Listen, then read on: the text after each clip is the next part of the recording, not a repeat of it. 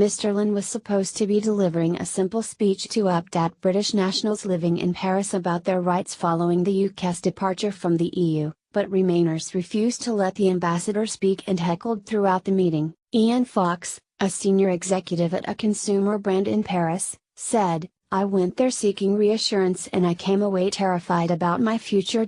Another man shouted, "Feel the temperature in the room." Mr. Llewellyn informed the public that considerable progress had been made in Brexit negotiations, but he faced sharp criticism when he said Theresa May was prioritising their rights and he understood the anxieties and concerns of the British nationals. Edward Llewellyn faced a barrage of questions from British nationals over their rights post-Brexit. Llewellyn confirmed that there would be no second referendum. "I went there seeking reassurance and I came away terrified about my future." Ian Fox, issues surrounding residency and employment rights following Brexit are a large concern for the approximately 100,000 Britons currently living in France and 1 million British nationals in other EU nations. One woman at the event, who has already resorted to obtaining a second passport, said, "I feel betrayed, but luckily I have a lifeboat. By blood I have a right to have Spanish nationality, but I have to give up my British passport."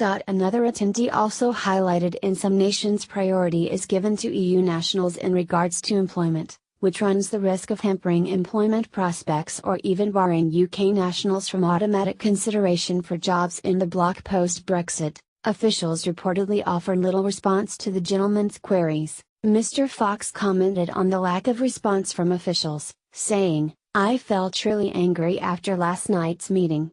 They don't seem to be taking us seriously."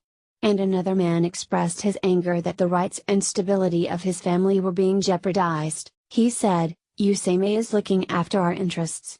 If she is stripping us of our rights, that is demonstrably false. She is happy to flush my rights down the toilet as long as it saves the Tory party. I have a lot of respect for those that were fronting up for the UK government. Theirs is a difficult job. However, they should not have tried to put a gloss on things and suggest that May and the UK government is fighting for us.